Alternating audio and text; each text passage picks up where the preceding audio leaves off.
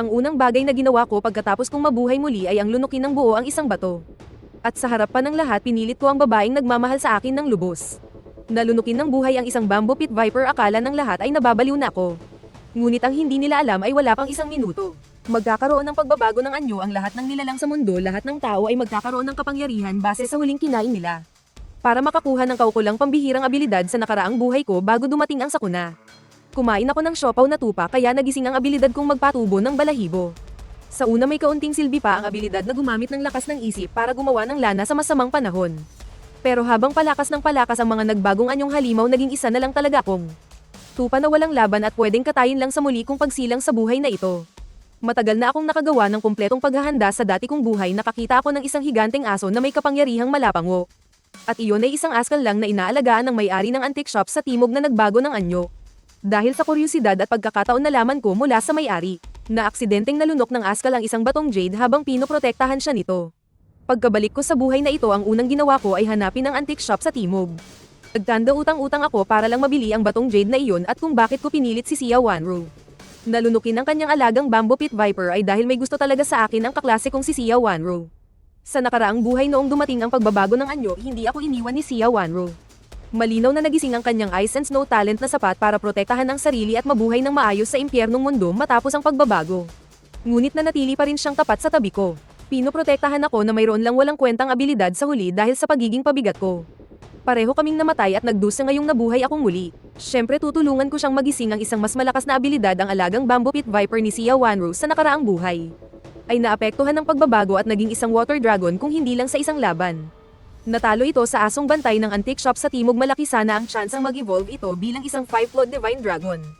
Ang dahilan kung bakit kailangang lunukin ng buhay ay karanasan na natutunan ng mga tao sa nakaraang buhay. Dahil ang paglunok ng buhay ang nagbibigay ng pinakamagandang epekto ng abilidad, kung hindi lang dahil sa aking Dragon Vein Jade na hindi kayang hiwain ng tao. Gusto ko sanang hati kami ni Sia Wanru ngayon kahit na mas mababang uri ng water dragon ay mas malakas pa rin ng ilang beses kaysa sa ice and snow talent na nakuha ni Sia Wanru noon. Sa sandaling ito, habang kaharap ang aking pagpupumilit, komplikado ang ekspresyon ni Sia Wanru. Sa isang banda ay ang binatang ilang taon na niyang minamahal, sa kabila naman ay ang kanyang minamahal na alaga. Labis ang pag-aalinlangan sa kanyang puso habang tinitingnan ng porsigido kong itsura. Nakapagdesisyon si Sia Wanru, patawarin mo ako Xiao Qing. Para sa kanya gagawin ko ang lahat. Agad na kinuha ni Sia Wanru ang maliit na ahas, hinawakan ng ulo nito at sa harap mismo ng buong klase. Parang humihigop ng noodles, diretso niya itong nilunok. Nang makitang sinabayan din ako ni Sia Wanru sa kabaliwan, hindi makapagsalita sa gulat ang buong klase. Tanging mga tunog lang ng pagkagulat ang kanilang nagawa, pakiramdam nila mababaliw na rin sila. Hanggang sa tumakbo si Sia Wanru sa water dispenser at uminom ng maraming baso ng tubig. Habang nakasandal sa pader at paulit-ulit na nasusuka, doon lang natauhan ang buong klase.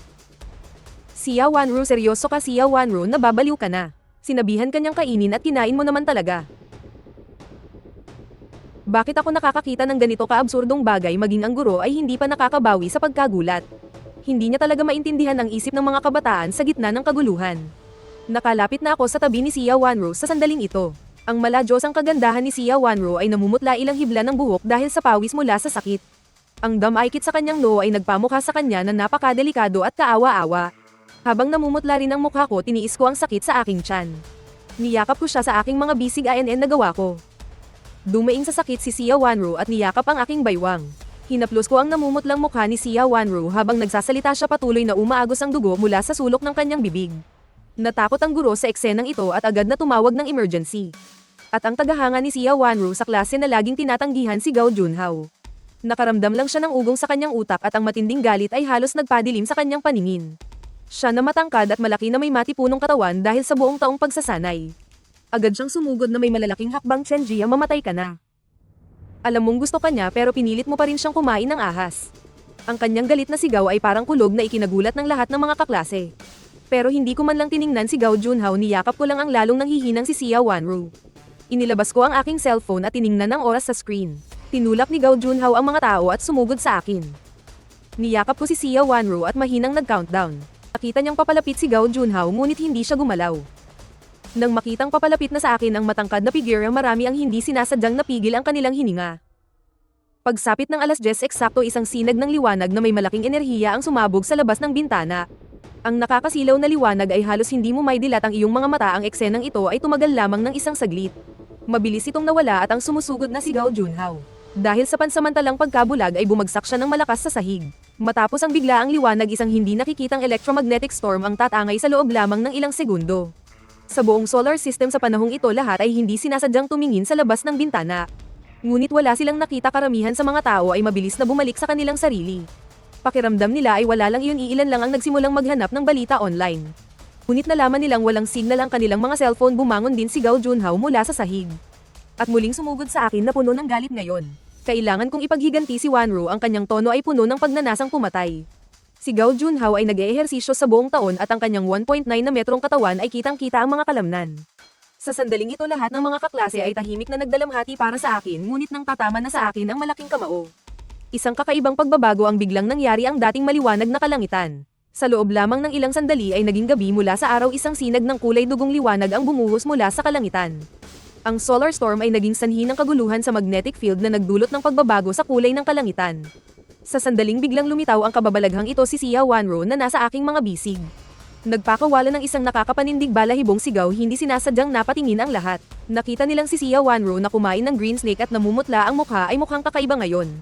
Malaki na ang ipinagbago ng kanyang itsura. Isang pares ng sungay ng dragon ang tumubo sa kanyang ulo. Kumikinang na may pilak na kuryente sa paligid ng kanyang magandang pisngi. May mga nakakalat na asul puting kaliskis mula sa kanyang gulugad hanggang sa kanyang mga balikat. Isang maliit na dragon na napapalibutan ng berdeng usok ang nakapulupot. Ang kanyang asul puting mahabang damit ay naging kaliskis na nakabaluti at naglalabas ng bahagyang asul puting liwanag. Na mahigpit na nagpapakita ng kanyang magandang figura. Sa likod niya ay isang asul puting buntot ng dragon ang dahan-daang umindayog na parang isang banal na babaeng halimaw mula sa mga palabas sa TV. Pagkatapos ng pagbabago sa isipan ni Xia Wanru, agad na lumitaw ang mga impormasyong ito. Ngayon ang mabas-ising si Xia Wanru ay unti-unti nang nauunawaan ang intensyon ko kung bakit ko siya pinakain noon. Ito ay para sa kanyang ikabubuti. Siya na lubos na tapat sa akin. Kaya lalo niyang hindi matatanggap na may maglakas loob na hamanin ako. Tumayo siya sa harapan ko at itinaas lang ang kanyang palad. Para madaling masangga ang malaking kamao ni Gao Junhao, hindi lang walang epekto ang suntok na iyon. Sa halip sa sandaling tumama ito sa palad ni Xia Wanru ay napaso siya ng nasa Jade Spirit Armor niya. Ang nakabalot na Jade Sky Divine Thunder napaso ang kanyang palad. Sa sandaling iyon napasigaw sa sakit si Gao Junhao habang hawak-hawak ang sunog niyang kamay. Umuusok pa ang kanyang kanang kamay habang tinitiis ang matinding sakit. At natatarantang naghahanap ng tubig para ibuhos sa kanyang kanang kamay. Sa mga sandaling ito ang mga kaliskis sa mukha ni Xia Wanru ay unti-unting naglaho sa ilalim ng kanyang balat at mabilis ding umurong ang mga sungay ng dragon sa kanyang ulo. Bumalik sa kanyang orihinal na anyo. Gusto sana niyang tumingin sa akin para humingi ng papuri. Pero kahit wala namang nagbago sa akin, malinaw na naramdaman ni Xia Wanru na kapag kaharap niya ako ay nagsisimula siyang manginig hanggang sa kaluluwa. Iyon ay ang takot ng isang mahinang nilalang kapag kaharap ang maninila nito, isang takot mula sa kaibuturan ng kanyang pagkatao. Mayroon siyang bahagyang hinala na may kinalaman ito sa sinabi ko kanina.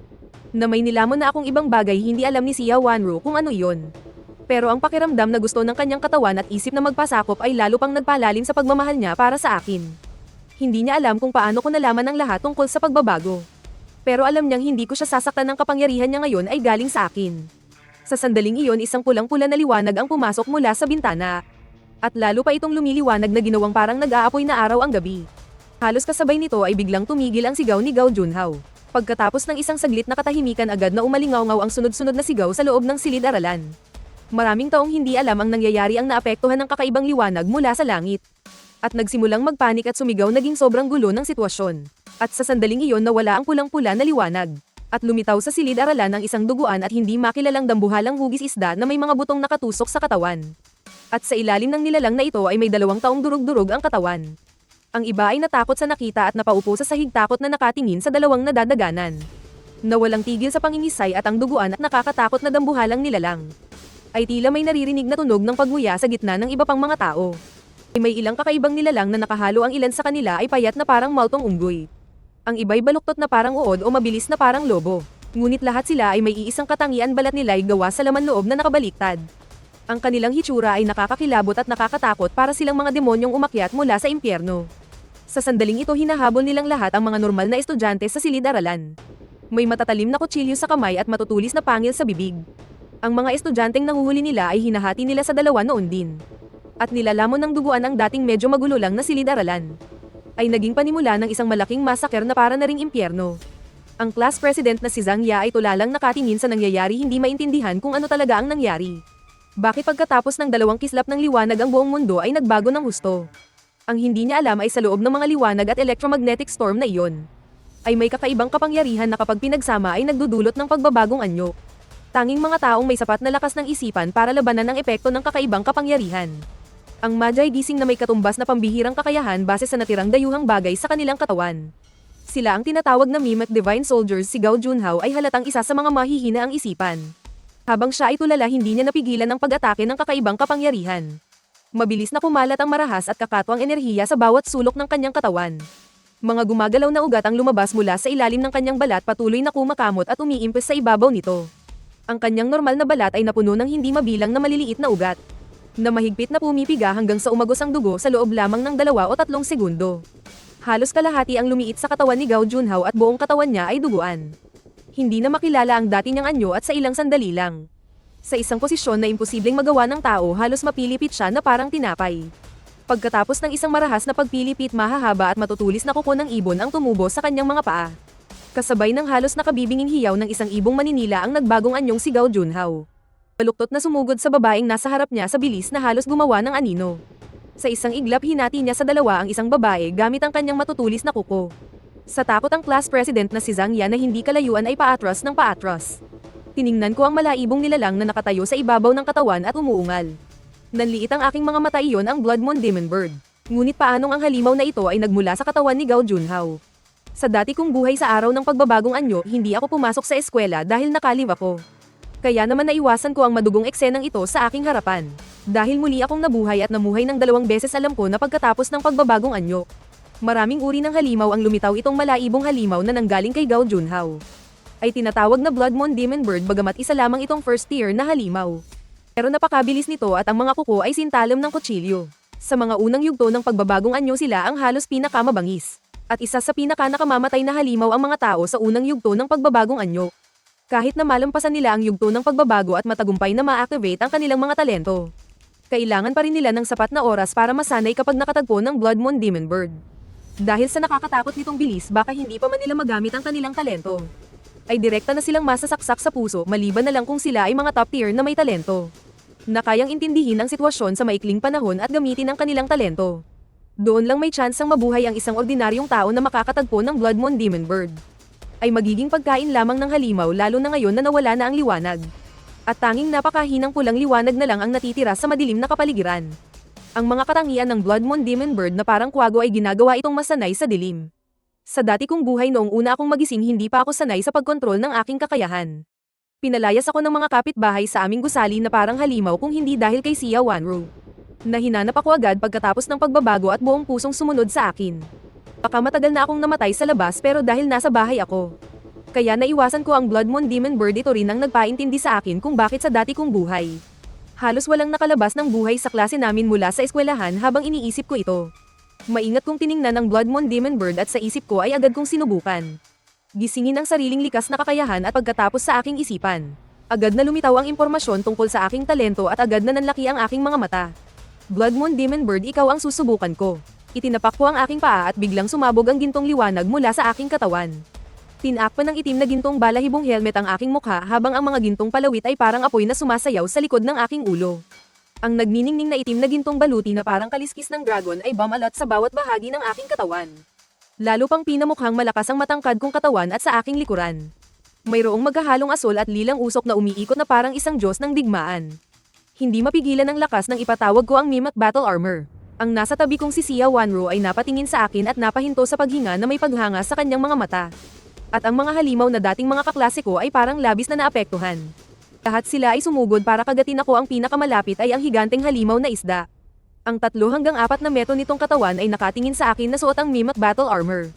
Sabik itong kumilos, ngunit nang tumama ang tingin ko rito, tila napukaw nito ang natitira nitong alaala bilang tao na nagdulot ng nakatagong takot. Ang malaki at pangit na halimaw ay nagalit at umuungol na sumugod sa akin. Nakita ito ni Xia Wanru sa tabi ko at naghandang ipatawag ang kanyang mimic para sumulong. Ngunit pinigilan ko siya gamit ang aking kamay at nakita na lang ni Xia Wanru na sumusugod ako sa halimaw na isda. Sa isang iglap ay nagbanggaan ang 2 anyo, isang malaki at isang maliit. Bahagyang nakita ang isang di nakikitang alon ng hangin na sumabog, habang ang sahig sa ilalim namin ay nabitak dahil sa aming malakas na puwersa kahit halos 2 metro na ang taas ko sa Mimic Battle Armor. Sa harap ng halos 4 na metrong higanteng halimaw na isda ay mukha pa rin akong bata. Dahil sa pagkakaiba ng laki hindi maiwasang tumagilid ang aking katawan nang mabitak ang sahig. Tila mas mahina ako pagdating sa lakas ang Blood Moon Demon Bird na si Gao Junhao ay napakatuso. Sa pag-aakalang lamang ang halimaw na isda ay sumigaw ito. Bigla itong lumundag patungo sa aming dalawa at sa sandaling iyon. Humakbang ako paatras habang binabalingtad ang kilos ng aking mga kamay. Mula sa pagtulak ay hinayla ko ang halos 4 na metrong higanteng katawan ng halimaw at ibinato sa paparating na Blood Moon Demon Bird. Bumaon sa pader ang pangit at malaking katawan ng halimaw na isda. At ang Blood Moon Demon Bird ay agad na umungol sa galit, umasa lang ito sa liksi ng katawan nito. Sa sandaling malapit na itong madaganan ay ginamit nito ang mga pakpak para lampasan ang bumabagsak na halimaw na isda. Ipinagpag ng Blood Moon Demon Bird ang malalaki nitong pakpak habang gumugulong ang mga mata sa mukha nitong parang tao. Tila nag-iisip ito na laman nitong sa lakas niya lamang.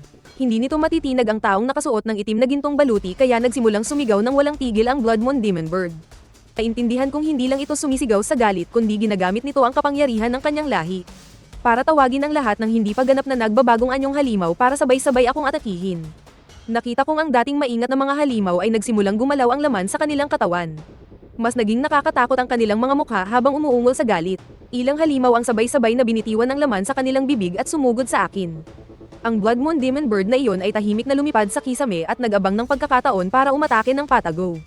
Nang makita ito ay ikinuyong ko ang kanang kamay ko at ang primordial na lilang enerhiya sa aking likuran. Ay agad na naging isang matalim na higanteng palakol na kumikinang ng itim na ginto. Sa harap ng ilang nakakadiring halimaw sa halip na umatras ay sumulong ako. Malakas kong itinapak ang paa ko na nagpabitak sa sahig at sumugod na parang bagyo sa 4 na halimaw. Kasabay nito ay umikot ang katawan ko sa ere habang ang palakol sa kamay ko ay parang dragon na umiikot. Sabay ng isang kislap ng talam ang 4 na halimaw. Halos sabay-sabay na naputol sa 2 piraso habang ang Blood Moon Demon Bird sa itaas ay umuungal at biglang sumugod sa akin. Nagbabalak itong lumaban hanggang kamatayan pero sa mga sandaling ito ay napangisi ako. Pagkatapos ay biglang humiwa pataas ang Heaven Splitting Axe sa aking kamay, isang sinag ng liwanag ang pinalakas pa nito. Ang Blood Moon Demon Bird na iyon ay direkta kong hinati sa 2. Matapos kong talunin ang Blood Moon Demon Bird agad na tumahimik ang buong silid-aralan. Ang ginawa kong iyon ay nagpatulala sa mga kaklase ko at maging sa mga halimaw na naruroon. Naramdaman din nila ang malakas na aura na nagmumula sa aking pango-bloodline. Isa-isa silang huminto sa kanilang ginagawa at tumingin sa akin. Hindi naman ako nag-atubili at agad na lumundag. Sa bilis na parang kidlat pinaslang ko ang iba pang mga halimaw. 3 minuto at nalinis na ang lahat ng mutated beast sa loob ng silid-aralan. Sa mga sandaling ito rin nagsimulang magingay ang mga nakaligtas sa silid-aralan at gusto nang umalis. Malamig ang aking ekspresyon habang naglalakad papunta sa platform. Tumahimik kayong lahat. Sa pagsasalita ko ay agad na tumahimik ang silid-aralan. Dumating na ang katapusan ng mundo. Puno ng halimaw sa labas ngayon. Kung gusto ninyong mabuhay, makinig kayo sa akin. Kakatapos ko lang magsalita, isang malaking hellhound sa labas ng pinto ang naglabas ng pangil nito. Habang nakalabas ang dila ay tinitingnan nito ang mga tao sa loob ng silid. Umalingaw-ngaw ang malalim nitong ungol sa buong lugar. Sa kritikal na sandaling iyon, isang babae mula sa grupo ang sumigaw. Agad namang naging marahas ang hellhound. Kumunat ang aking noo at natuon ang aking paningin sa hellhound sa labas ng pinto. Sa dati kong buhay ang hellhound na ito ay dahil sa walang habas na pangangaso at pag-evolve sa paaralan. At naging isang three-headed hellhound at naging pinuno ng Yuncheng. Kung hindi dahil sa napapanahong pagdating ng mga high-level na transcendent ang buong Yuncheng ay magiging pagkain nito. Sa pagkakataong ito hindi ako ang kumilos, sa halip ay sinenyasan ko si Xia Wanru sa tabi ko. Nang makita ang aking senadorias, nag-ipon ng Bisho Divine Thunder si Xia Wanru sa kanyang palad. Isang anino ng Greenscale Longsword ang lumitaw nang hindi inaasahan. Isang banal na kidlat ang tumama sa hellhound at nawala ang alikabok. Isang sunog na bahagi ang lumitaw sa katawan ng hellhound, nararapat lamang sa Bisho Divine Thunder na panlaban sa kasamaan sa dati kong buhay. Sa pagkakataong ito ay tuluyan ng nagalit ang hellhound habang kinakaladkad ang sunog nitong katawan. Ibinuka nito ang malaking bibig at sumugod sa loob ng silid-aralan habang umuungal. Isang itim na apoy ang ibinuga nito at agad naging abo ang mga mesa at upuan. At ang 2 tao sa tabi ng mesa ay agad na naging abo. Nakita ko ang hellhound na ito. Nakayang salagin ang Bisho Divine Thunder ni Xia Wanru kaya nagpasya akong ako na mismo ang kikilos. Ang Mimic Divine Weapon na Heaven Splitting Axe ay unang kumilos, humahaginit itong bumagsak diretso sa hellhound. At sumunod din ako kaagad sumusugod patungo sa hellhound. Kahit na mabilis kumilos ang hellhound at naiwasan ang atake ng Heaven Splitting Axe. Pero ako nakasunod nito ay parang isang kalabaw na direktang bumangga at nagpatumba sa hellhound. Agad namang iniabot sa akin ni Xia Wanru na nasa tabi ang kanyang armas. Hindi ko binigyan ng pagkakataon ng hellhound na ito na lumaban pa at agad na tinapos sa isang saksak sa lalamunan. Pagkatapos ay lumapit ako sa bangkay ng hellhound at hiniwa ang katawan nito. Mula sa loob nito ay kumuha ako ng isang puting kristal. Sa dati kong buhay ang kristal na ito ay tinatawag na spirit crystal ng mga transcendent. Sa pamamagitan ng pag-absorb ng Spirit Crystal may pagkakataon ang mga Transcendent na umangat ng antas. Ito ang pinakamabilis at pinakamatatag na paraan para umangat ng antas ngunit hindi lahat ng mutated beast ay nakakagawa ng kristal. Iilan lang ang mutated beast na nakakagawa ng mababang antas na Spirit Crystal. Pero habang tumataas ang kalidad ng Spirit Crystal sa loob, mas lalong lumalakas ang mutated beast. Nang maalala ko ang katapatan ni Xia Wanro sa dati kong buhay at ang paggising ng aking pango-bloodline talent. Ibinigay ko ang Spirit Crystal na ito kay Xia Wanro, ilagay sa gitna ng kanyang mga kilay. Gamitin ang isip para i-absorb ito, kinuha ni Xia Wanro ang Spirit Crystal. Walang pag-aalinlangan siyang sumunod sa utos ko, nawala ang liwanag.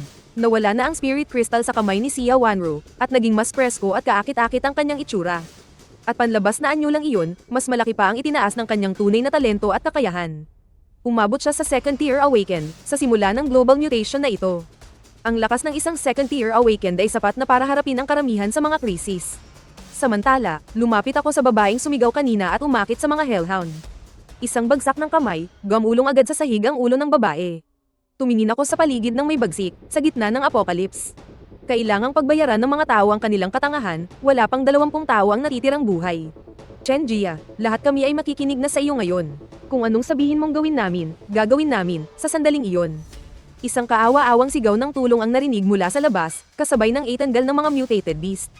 Umaalingaw sa labas ng classroom, alam ko. Ito ang mga mutated beast ng paaralan na nagsisimula ng magtipon, naalala ko sa dati kong buhay dahil masyadong siksikan ang mga estudyante. Maraming estudyante ang naging halimaw, kaya nagkaroon ng malaking hukbo ng mga halimaw sa paaralan. Kahit na nagising na ang aking sky-splitting axe sa pagharap sa libo-libong mga halimaw. Wala pa rin akong kalaban-laban, kaya agad akong nagpasya. Isara ang pinto ng classroom, huwag kayong tumunganga dyan. Dalian nyo, magbuhat kayo ng mga mesa at upuan para harangan ang mga bintana at pinto, sigaw ko sa mga tao sa sulok. Matapos ang maikling pag-aalinlangan, umiral ang kanilang survival instinct. Mabilis silang tumayo at sinunod ang utos ko. Hinaranggan ang pinto at mga bintana, habang papalapit ang hukbo ng mga halimaw. Ang ganda ng klase na si Xiao Chen, nakilala si Xiao Wei na tumatakas para mabuhay mula sa mga halimaw. Roommate at best friend niya iyon, sa mga sandaling ito si Xiao Wei sa labas ng classroom. Wala nang buong parte sa kanyang katawan, isang kaawa-awang itsura. Dahil dito, agad na naawa si Xiao Chen, sa isang iglap ay nasa pinto na siya ng classroom. Inilahad ang mga kamay, handang itulak ang mga mesang nakaharang sa pinto. Sa sandaling iyon, lumapit ako kay Xiao Chen. Mahigpit ko siyang hinawakan, gusto mo bang idamay tayong lahat sa kanya? Narinig ang malamig kong boses habang mahigpit na hinawakan ng aking mga kamay ang pulso ni Xiao Chen. Chen Jia, anong ibig mong sabihin? Malapit nang mamatay si Xiao Wei, hindi ko siya pwedeng pabayaan. Nang makitang hindi ko talaga siya bibitawan, nagalit si Xiao Chen dahil sa hiya. Chen Jia, paano ka naging ganito kalamag at walang puso? Umisi ako, sige. Dahil sa tingin mo ay malupit ako, edi ikaw na ang maging santa. Habang nagsasalita, agad kong inactivate ang aking meme at battle armor, tapos binuksan ko ang pinto. Isang tulak kay Xiao Chen palabas, saka dahan-daang isinara muli ang pinto. Si Xiao Chen na nakatayo sa hallway, biglang natakot at bumalik. Walang tigil na kumakatok sa pinto, Chen Jia, nagkamali ako. Natataranta lang ako kanina, papasukin mo na ako. Ang mga halimaw sa labas ng pasilyo nakita ang umiiyak at sumisigaw na si Xiao Chen. Agad na namula ang kanilang mga mata at nagpakita ng kaitakaman. Agad silang dumumog habang ang ibang nasa loob ng silid-aralan ay tahimik na nagsiksikan sa sulok, nakikinig sa nangyayari sa labas. Ang mga tunog ng mga halimaw na nag-aagawan sa pagkain hindi nangangahas gumawa ng ingay. Habang ako naman ay tuwid na nakatayo sa likod ng pinto na may tensyonadong mukha. Kapag may halimaw na pumasok, lalaban ako hanggang sa huli. Kahit anong mangyari, kailangan kong ihatid si Xia Wanro palabas ng paaralan pagkatapos lapain ng mga halimaw ang katawan ni Xiao Chen. Biglang tumahimik ang labas ng pasilyo, anong nangyari? Bakit biglang tumahimik, baka nakaalis na yung mga halimaw? Nagkatinginan ng mga kaklase sa isa't isa, iniisip na ligtas na sila. Pero nanatili lang sila sa kanilang pwesto at hindi naglakas loob na gumalaw, lahat sila ay nakatingin sa akin. Dahil sa mga naunang karanasan, alam na nila ngayon na kung gusto nilang mabuhay, kailangan nilang umasa sa akin. Isinilip ko ang aking ulo sa maliit na bintana sa pinto.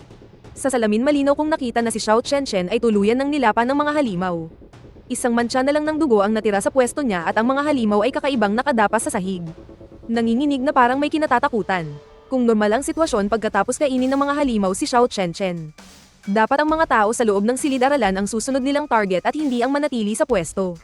Naguguluhan din ako dahil noong sumiklab ang apocalypse sa dati kong buhay, wala ako sa paaralan, kaya naguguluhan din ako sa kung anong susunod na mangyayari. At nakaramdam pa ako ng panganib, Chen Jia. Anong nangyayari sa labas, tanong ni Xia Wanru. At mahigpit na hinawakan ng espada kung sakaling may mangyari. Handa siyang unang sumugod para protektahan ako. Lumingon ako at tinignan si Sia Wanru. Umiling ako, hindi ko pa alam sa ngayon. Huwag munang gumalaw, tingnan muna natin ang sitwasyon. Pagkatapos kong magsalita, nagsimulang magkaroon ng ingay sa labas ng silid-aralan. Kakaibang mga yapak unti-unting papalapit sa aming silid-aralan. Bawat yapak ay parang isang kabog sa puso ng lahat. Mga kaklase, labas na kayo at maglaro. Kanina ko pa kayo hinihintay, handa rin akong magbahagi ng masarap na pagkain sa inyo. Isang boses ng dalaga ang nanggaling sa pasilyo. Ang boses na ito ay medyo malalim at nakakatakot. Nakakatindig balahibo pakinggan ito, ang boses ni Zhao Xiaolu. Hindi ba't naka-leave of absence siya ngayon, bakit siya bumalik? Sabi ng isa sa mga kaklase na si Gao Shaoli na may kaba sa mukha. Tila labis siyang nagulat sa pagpapakita ni Zhao Xiaolu.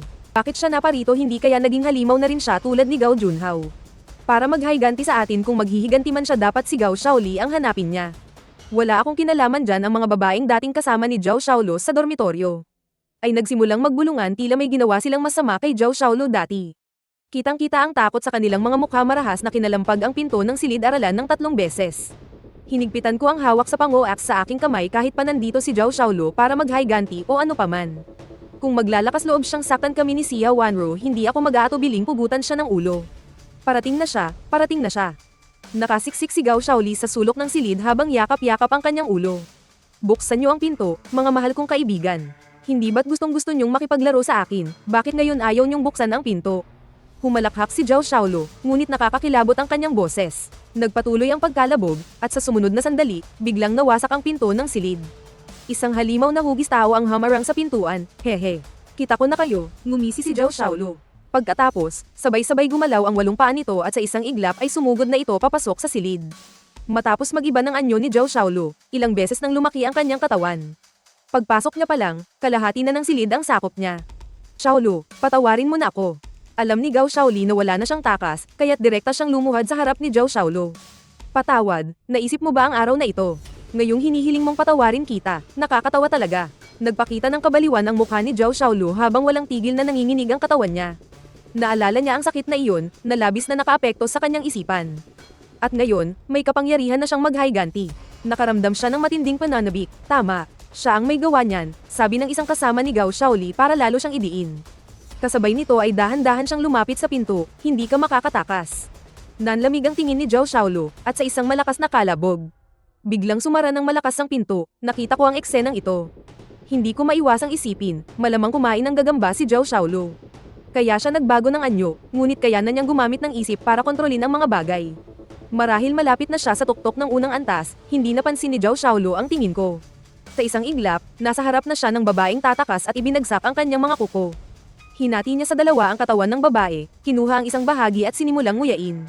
Dahil sa madugong eksenang ito, nasuka ang maraming estudyante, hindi alam ni Gao Shaoli kung saan siya humugat ng lakas ng loob. Kinuha niya ang paa ng mesa sa sahig at sumugod sa harap ni Zhao Xiaolu. Ipinukpok niya ito sa paa nitong gagamba, pero parang bakal ang tinamaan. Walang anumang pinsalang naidulot, sa halip, sa lakas ng pagtama ay nabitawan niya ang paa ng mesa. Naramdaman ni Zhao Xiaolu ang atake ni Gao Shaoli, at ngumingising itinaas siya sa ere. Masyado kang nagmamadali, pagkatapos ay dahan-dahan niyang inilapit si Gao Shaoli sa kanyang bibig. Ikinulong siya ng malakas na kapangyarihan ng isip, walang silbi kahit anong pagpupumiglas niya. Sa isang kagat, pumagos ang dugo ni Gao Shaoli. Pumalingaw-ngaw ang kanyang mga sigaw sa buong silid, lumipas ang mahigit 10 segundo. Halos buong katawan ni Gao Shaoli ay naubos ng kainin ni Zhao Xiaolu. Ngunit kahit nakapaghiganti na, tila wala pa siyang balak umalis. Sa halip, hindi pa siya nasiyahan at ibinaling ang tingin sa amin ni Sia Wanru. Mukha kayong masarap may sariwa pang dugo sa gilid ng bibig ni Zhao Xiaolu. Isang mabangis na tingin ang ipinukol niya sa amin ni Sia Wanru, kaming dalawa ay mga nagising. Sa mata ni Zhao Xiaolu, kami ay masarap na pagkain kaya pagkatapos niyang maghiganti. Agad na kami ni Sia Wanru ang pinuntirya ni Zhao Xiaolu, hinigpitan ko ang hawak sa aking palakol na pangwasak. Laging handang lumaban, sakaling kami ang isunod ni Zhao Xiaolu. Noong una ayaw ko naman siyang kalabanin bago pa siya maging halimaw. Awa-awa rin naman si Zhao Xiaolu pero ngayon, pinagplanuhan niya pa akong isama kaya naman. Kailangan ko nang putulin ang ulo niya. Tumawa ng malupit si Zhao Xiaolu. Tila hindi niya narinig ang boses ko, hamaba ang kanyang mga kuko at naging matutulis na pangalmat. Winasiwas niya ito sa direksyon ko at bumantong hininga ko. Hinawakan ko ng paalang ang sky opening axe at ang malakas na puwersa ay nagpayanig sa buong silid-aralan. Gumawa ng kaluskos na tunog ang hangin at direktang tumama ang sky opening axe sa mga kuko ni Zhao Xiaolu. Nagkislapan ng apoy sa pagbangga ng dalawa at mabilis na umatras ng 2 hakbang si Zhao Xiaolu dahil sa lakas ng impact. Nasugatan ng paborito niyang mga kuko kaya agad na nagwala si Zhao Xiaolu. Mamatay ang lahat ng nanakit sa akin, umangat ang ulo ni Zhao Xiaolu at sumigaw. Tila itinuring niya na rin akong isa sa mga nambuli sa kanya noon. Matapos magalit ibinuka ni Zhao Xiaolu ang kanyang malaking bibig. Ay gumalaw sa loob ng madilim niyang bibig at pagkatapos ay lumabas ang makakapal na puting sinulid. Sumirit ito mula sa kanyang bibig na may kasamang mga bahid ng maputlang berde. Isang malagkit na likidong nakakasunog, ito ang kakaibang atake ng sapot ni Zhao Xiaolu pagkatapos niyang mag-mutate. Bumuo ng isang malaking sapot ang sinulid at direktang sumugod sa direksyon ko. Kumislap ng ginto ang aking mga mata at mabilis na umikot ang enerhiya sa aking katawan. Isang malawakang atake sa isang makitid na lugar. Halos imposibleng iwasan ito kaya ito na ang pagkakataon.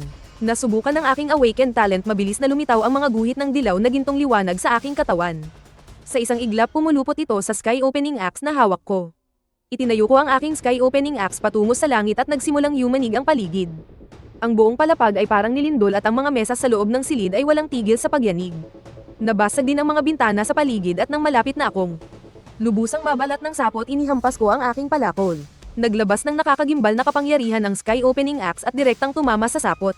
Kahit nakasing kapal ng hita ang sapot, para lang itong pipino na hinihiwa ng kutsilyo sa harap ng sky opening axe. Sa isang iglap lang ay nasira ang sapot at hindi man lang nakapigil. Matapos sirain ng sapot, direktang tumama ang sky opening axe sa katawan ni Zhao Xiaolu. Nahati ko sa dalawa ang kanyang katawan mula sa balikat. Sumirit ang napakaraming dugo at sumigaw si Zhao Xiaolu ng nakakakilabot. Dahil sa matinding pinsala, naisip na niyang umatras. Lumabas ang mga psychic wave mula sa kanyang isipan at lahat ng ordinaryong estudyante ay napahawak sa kanilang mga ulo. Napaluhod sila sa sahig at namilipit sa sakit dahil direkta akong nakaharap sa kanya. Nataman ako at natigilan saglit, ito ang unang beses na nakaranas ako ng psychic attack. Samantala ang mga halimaw sa labas ay naapektuhan ng psychic waves ni Zhao Xiaolu. Isa-isa silang sumugod na parang mga baliw, nais akong pagpira-pirasuhin. Huwag ninyong sasaktan si Xiao Jian, nakita ni Xia Wanro ang mga halimaw na sumusugod sa akin. Nanlamig ang kanyang tingin at iwinasiwas ang hawak niyang green scale longsword. May mga kislap ng kidlat na lumabas mula sa espada at pumalibot dito.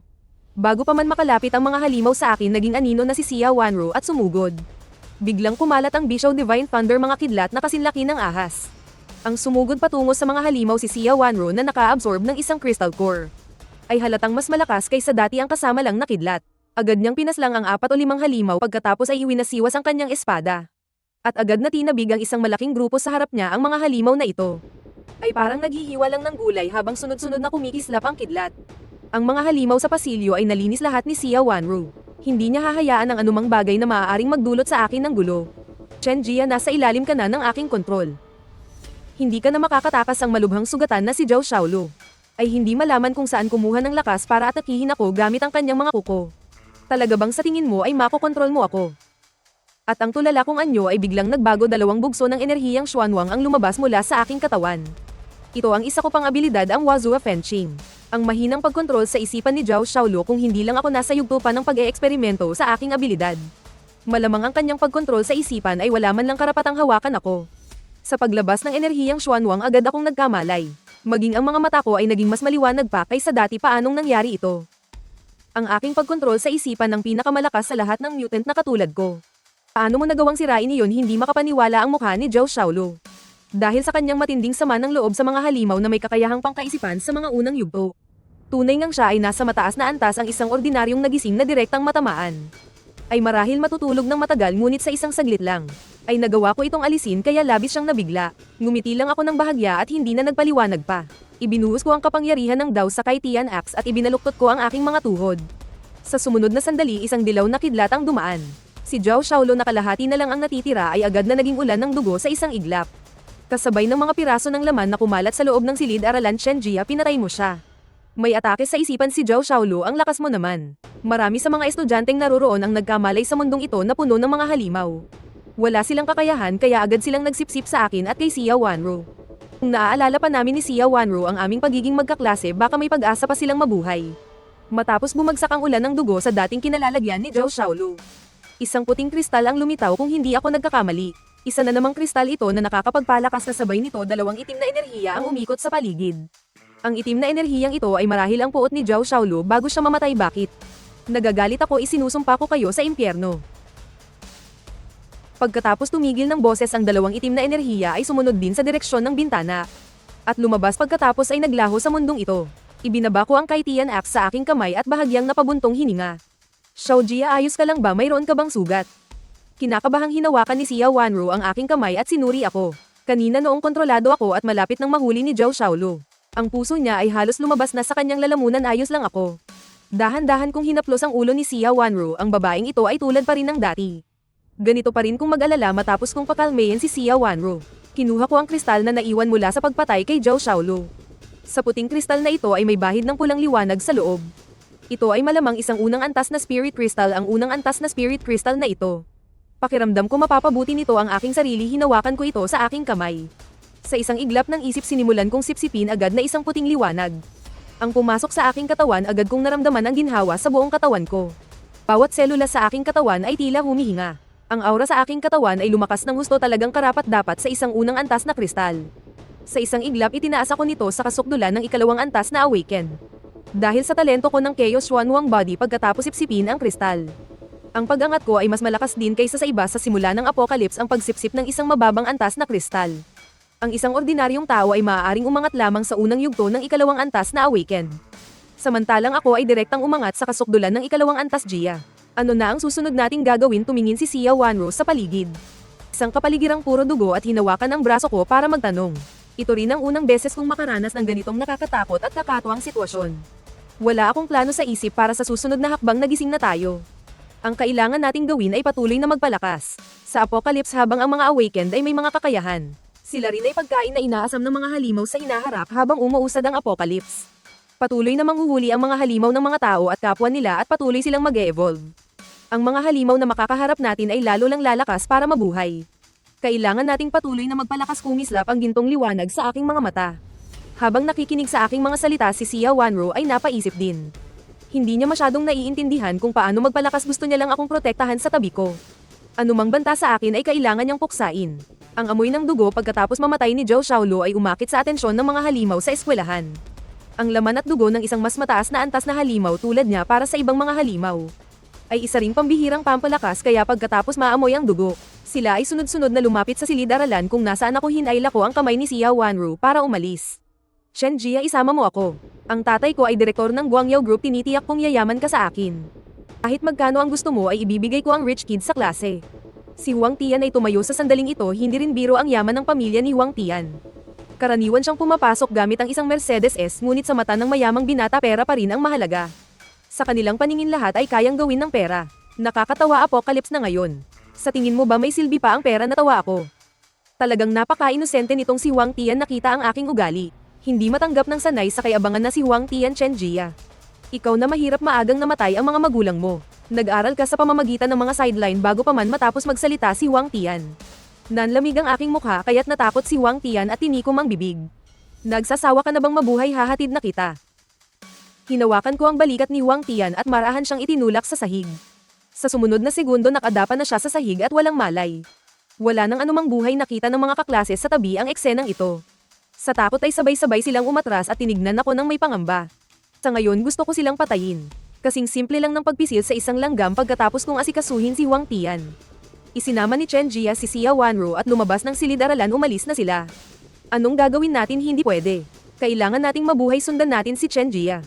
Sa ganoong paraan ay mabubuhay pa tayo. Pagkatapos ng maikling usapan ng mga mag-aaral, kumuha sila ng ilang paan ng mesa at wales mula sa silid-aralan at sumunod sa likuran ko. Napansin ko ang mga kaklaseng sumusunod pero hindi ko sila itinaboy. Una, dahil mga dati ko naman silang kaklase kaya hinayaan ko na silang sumunod. Huwag lang silang maging pabigat. Pangalawa, sa dami nila, siguradong makakaakit sila ng maraming halimaw kung makaakit man sila ng halimaw. Pwede kong gamitin ang mga kaklaseng ito para pumatay ng halimaw at lumakas pagkatapos patayin ang ilang halimaw sa pasilyo. Pumunta ako sa convenience store ng eskwelahan at kinuha ang lahat ng pagkain sa loob. Inilagay ko lahat sa aking backpack. Marunong din ang ibang mga estudyante na mangolekta ng mga supply. Pero ang kinukuha lang nila ay ang mga hindi ko na kinuha. Na puno ko ang dalawang malaking bag mula sa convenience store. Saka lang ako umalis. Ang dating sports committee member na si Lin Xiyu ay biglang tumakbo sa harapan ko ng may pambubble na Kuya Chen. Tingnan mo ang katawan ko, ang lakas-lakas. Hayaan mo na akong magbuhat ng mga gamit. Maglakad na lang kayo ni ate. Yumukuyuko si Lin Xiyu. Puno ng pagsusumamo ang kanyang mukha. Nakita ko ang itsura niya. Dahil mabigat din namang bitbitin ibinigay ko na sa kanya, pero sa oras na magpakita siya ng kaunting kasakiman, agad ko siyang papatayin. Mga taga class 3, ibaba niyo ang mga supply. Pagkalabas ko pa lang ng convenience store, hinarang ako ng isang grupo. Tiningnan ko sila ng maigi. Ang dumating ay ang class president ng class 6 na si Zhao Hu. Itong si Zhao Ho ay mayabang na noon pa man sa eskwelahan masasabing. Kilala siyang bully kung alam nyo ang tama para sa inyo. Mas mabuting ibaba nyo na ang mga gamit na iyan ang aming pinuno. Ay isang taong nagising na ang kapangyarihan hindi pa nagtatagal. Matagumpay na nagising ang talento ni Zhao Ho at tinulungan ang maraming taga-class 6 na makatakas. Kasabay nito tinipon niya ang mga nakaligtas sa class 6 bilang kanyang mga alipors. Sa sandaling iyon si Lin Xiyo na may bitbit na 2 bag ng pagkain ay lumingon sa akin. Kung wala ang utos ko hindi niya rin magagawang ibigay na lang ang mga supply sa kanila. Talagang ang mayayabang kayong mga taga-class 6 ako mismo ang kumolekta ng mga gamit na ito. Bakit ko naman ibibigay sa inyo kumunat ang noko? Ang pinakaayaw ko sa lahat ay ang mga taong tulad ni Zhao Ho na nang aapi ng mas mahina. Nagalit ang mukha ni Zhao Ho at kinuyam niya ang kanyang mga kamao. Pagkatapos ay lumitaw sa likuran niya ang 2 malalaking pakpak na may mga puting tuldok. Mukhang itong si Zhao Ho bago pa man dumating ang apocalypse, ay malamang na nakalunok ng isang 7-spotted ladybug kaya siya nagkaganyan. Biglang kuminisap ang mga pakpak sa likod ni Zhao Ho at sumugod siya sa akin na parang isang bulalakaw. Ginalaw ko ng bahagya ang aking kamay at biglang lumitaw ang Sky Opening Axe. Isang malakas na aura ng pantasya ang bumalat sa Sky Opening Axe. Nag-level up na ako sa second stage, hayaan mong ipakita ko sa iyo ang lakas ko. Sumigaw ng malakas si Zhao Ho at mayabang na sinabi. Kasabay nito ang kanyang mga kalamnan ay nagsimulang gumalaw at dahan-daang umikli. Tila mas puno siya ng lakas habang nakatitig ako ng diretso kay Zhao Ho. Hindi ako natinag habang mahigpit na hawak ang palakol na pambiyak langit. Isang malamig na liwanag ang kumislap diretso sa mukha ni Zhao Ho. Tumama ang palakol na pambiyak langit sa bakal na kamay ni Zhao Ho at dahil hindi niya nakayanan ang lakas.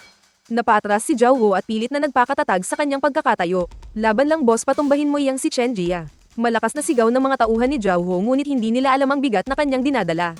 Sa unang sagupaan pa lang naramdaman na ni Zhao Ho na ang kanyang bakal na kamao. Ay tila tumama sa isang dambuhalang bundok na hindi matitinag. Napatras si Zhao Ho dahil sa aking palakol at bahagyang nanginginig ang kanyang mga kamay. Huli na para sumuko siya ngayon kung sisuko siya sa ngayon. Wala na siyang mukhang ihaharap pa bata kung matapang kasugod ulit. Sumeryoso ang mukha ni Zhao Ho at umiyaw siya ng malakas. Mukha siyang puno ng kapangyarihan ngunit sa totoo lang ay pinapalakas niya ang kanyang loob. Ang kanyang mga kamaong parang bakal ay muling sumugod sa akin, hoy, huwag mong sasaktan si Jia. Bago pa ako makakilos ay biglang sumulpot si Xia Wanru mula sa gilid. Nababalutan ang kanyang katawan ng kaliskis na baluti at ang espada sa kamay niya ay kumikinang sa kidlat. Itinutok niya ang espada kay Zhao Ho na nakaramdam ng isang malakas na enerhiyang paparating. Pinagpawisan siya ng malamig sa takot at naiharang na lamang ang kanyang mga kamay sa harapan. Idinikit ni Xia Wanru ang kanyang espada sa bakal na kamay ni Zhao Ho at ang ataking ito ay napakatindi. Ay kasama pa itong kidlat na direktang pamaso at nagpamula sa mga kamay ni Zhao Ho. Mag-asawang nagtutulungan na pakawalan Jia ninyo. Nagreklamo ang tauhan ni Zhao Ho ngunit sinaman lang siya ng tingin ni Xia Wanru. Nagtago na lamang ang tauhan sa likod ni Zhao Ho. Wanru, umatras ka muna at magpahinga. Ako na ang bahala sa iba. Tumayo ako sa harap ni Xia Wanru. Gusto ko ring subukan ng aking abilidad matapos maabot ang kasukdulan ng ikalawang antas. Kung gaano nakalakas ito, Jia. Nag-aalalang sigaw ni Xia Wanru, nakita niyang matatag akong nakatayo sa harap. Kaya hindi na siya nagsalita pa, handa siyang protektahan ako. Ngunit sa anumang gusto kong gawin ay siguradong hindi siya makikialam. Dahil gusto kong harapin ito mag-isa, tumayo siya sa aking likuran upang magmasid. Huwag ninyong isipin na nanalo na kayo kapag napatay na kita. Isusunod ko naman ang babae sa likuran mo kahit 2 beses na akong napaatras. Puno pa rin ng kumpiyansa si Zhao Ho habang malakas na kamakawag ang malambot na pakpak sa kanyang likuran. Itinaas ni Zhao Ho ang kanyang bilis sa sukdulan at sumugod sa akin. Dahil sa tulong ng kanyang abilidad ng 7-star ladybug ang tigas ng kanyang katawan, ay naging parang diamante. Hindi makapaniwala si Zhao Ho na sa isang sirang palakol ay kayang sirain ang kanyang depensa hanggat hindi ko masisira ang kanyang depensa. Makakahanap siya ng pagkakataon para patayin ako kaya sumigaw ako ng malakas. Itinaas ko ang palakol na pambiyak langit sa aking mga kamay kasabay ng pagtaas ng aking antas. Matapos gamitin ang kapangyarihan ng palakol na pambiyak langit, tila may enerhiyang bumalot sa aking katawan. Isang malabong patong ng enerhiya ang lumitaw at ang palakol ay walang mintis na tumama sa katawan ni Zhao Ho kasabay ng sunod-sunod na malalakas na alon ng enerhiya. Patuloy itong kumalat sa paligid at lumikha ng malalakas na alon ng hangin. Ilang sandali lang ang matitigas na pakpak ni Zhao Ho ay naduraj at nagkalat sa hangin. Nasira ang depensa ni Zhao Ho, isa pa naman siyang defense type. Hindi niya kinaya ang isang hiwa ko at nawala ang tanging sandata niya. Naging napakahina ng katawan ni Zhao Ho kaya't hinato ko pababa ang aking palakol. Matagumpay kong natanggal ang isang braso ni Zhao Ho at kumalat ang dugo sa lupa. Natalo si Boss Zhao Ho, nasa likod niya ang kanyang mga tauhan. May ilan na sumusuporta pa rin sa kanya at may iba naman na handa nang sumuko sa akin. Chen Jia, talo na ako. Maawin ka naman, pakawalan mo na ako. Nagmamakaawa sa akin si Zhao Ho habang hawak ang kanyang sugat basta't mabuhay lang siya. Handa siyang isuko ang lahat ng dignidad, mas gusto ko pa yung mayabang ka dati. Dahan-dahan akong lumapit kay Zhao Hu, hawak ang aking palakol, imposibleng pakawalan ko pa siya. Hindi magandang ugali ang mag-iwan ng kaaway sa mundong ito. Habang papalapit ako, kitang-kita ang matinding takot sa mukha ni Zhao Hu. Subukan mo akong galawin, patay ka. Kapatid ko ang nasa Qinglonggang sigaw ni Zhao Hu. Walang tainga ang palakol ko para makinig, pagkatapos ay isang mabilis na hiwa lang. Napugutan ko ng ulo si Zhao Hu at ang mga tauhan niya. Lahat sila ay natulala, hindi makapaniwala sa kanilang nakikita. Ang boss na inaasahan nila ay napatay sa isang hiwa lang. Pero mga estudyante lang naman sila at hindi ganoon katapat kay Zhao Hu. Sa mundong ito kung saan patayan para mabuhay, pare-pareho lang naman kung sino ang susundan. Kaya ang grupo ng 5 o 6 na tao ay biglang lumuhad sa harap ko. Boss, tiyan nilinlang lang kami ni Zhao Hu dati. Ngayong patay na ang lalaking yan, sa'yo na kami sasama. Tanggapin mo na kami para mabuhay ang mga estudyanteng ito. Ginamit nila ang lahat ng kanilang talino, wala naman akong sinabi. Tumango lang ako, wala akong pakialam kung sasama sila sa akin o hindi. Kung gusto nilang sumunod, hahayaan ko sila. Mas maganda kung makakaakit sila ng mas maraming halimaw para sa akin. Kung maging stable na ang sitwasyon sa huli, pwede ko rin silang gamitin para bumuo ng sarili kong grupo. Salamat Boss Chen, sabi ng isang mautak matapos makita ang reaksyon ko. Sunod-sunod na nagpasalamat at patakbong pumunta sa likod ng mga kaklase niya. Mula sa class 3 sumunod na rin ang iba. Sa ganoong paraan nakakuha na naman ako ng 5 o 6 na tauhan. Pagkatapos patayin si Zhao Hu, lumapit ako para tingnan ang kanyang katawan. Gaya ng inaasahan, ng spirit crystal ng isang awakened na tulad niya ay mababang kalidad lang. Pero kahit kakarampot lang may halaga pa rin, kaya pinulot ko ang spirit crystal. Sa isang iglap lang na-absorb ko ito sa aking katawan. Sayang lang at kakarampot lang ang enerhiyang naibigay nito, sapat lang para bahagyang gumalaw ang aking second stage peak level. Kayong mga bago, mayroon kayong 3 minuto para kunin ang mga supply sa convenience store. Ang susunod nating pupuntahan ay ang City Hospital. Itinuro ko ang convenience store sa likod ko at sinabi ng malamig. Kung hindi ako nagkakamali, mayroong isang early game boss doon sa City Hospital model. Kung gusto mong mabilis na lumakas, kailangan mong patuloy na labanan ang mas malalakas na halimaw. Itong mga kasama ko naman ay para makaakit ng mga halimaw sa daan. Para talunin ang mga naunang boss kahit gaano pa kataas ang awakened talent mo. Kailangan mo pa rin ng lakas na nasa 3rd tier pagkatapos magpasalamat ng mga bagong estudyante. Mabilis silang pumasok sa convenience store na parang mga gutom na lobo at nagsimulang kumuha ng mga gamit. 3 minuto ang lumipas, dinala ko ang maliit na grupong ito. Sa aming daan papuntang City Hospital, isang pulang blood moon lang ang nakasabit sa langit. Pero sapat pa rin ang liwanag para makita ng mga tao ang paligid. Ang kalsada ay napakagulo na. Iba't ibang sira-sirang sasakyan ang nakaharang sa daan, paminsan-minsan ay may makikitang mga halimaw na humahabol sa mga tao. Pero mga ordinaryong halimaw lang naman sila, kaya hindi na ako nakialam. Sa panahon ng apocalypse, hindi magandang ugali ang pagiging pakialamero. Sa gilid ng daan may 2 nagtataasang gusali na kumikislap at nagbo-broadcast tungkol sa paglitaw ng mga deformed na halimaw. Hindi nagtagal ay naalarma na ang mga matataas na opisyal ng Dragon Country at agad na nag-aral tungkol sa mga halimaw. At pinaalalahanan ng publiko, pero alam ko na sa oras na makahanap sila ng paraan para pigilan ang mga deformed na halimaw, halos ubos na ang mga tao. Pero hindi ko pa kailangang problemayan yan pagdating ng huling yugto ng apocalypse. Mas lalong hihirap ang mabuhay, tanging ang mga taong patuloy na lumalakas hanggang sa sukdulan.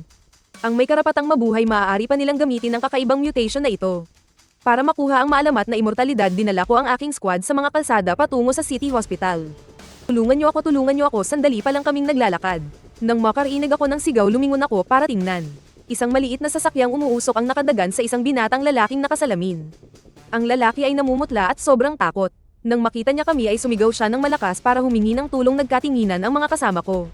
Walang sino man ang nangahas na gumalaw kung dati ito. Ang mga mababait sa kanila ay tutulong na sana, pero apocalypse na ngayon. Hindi sila may iligtas ng kabaitan ng pakikinig sa akin, ang tanging pag-asa nila para mabuhay. Pero malamig ko lang na pinanood ang pag-arte ng lalaki. Hindi ba't mga estudyante kayo? Bakit ang lalamag ninyo biglang nagbago ang itsura ng lalaking kanina'y nahihirapan? Sumigaw siya sa amin at nagsimulang mag-transform ang kanyang katawan. Ang kanyang mga normal na mata ay nagsimulang maging mabangis hanggang sa mamula ito.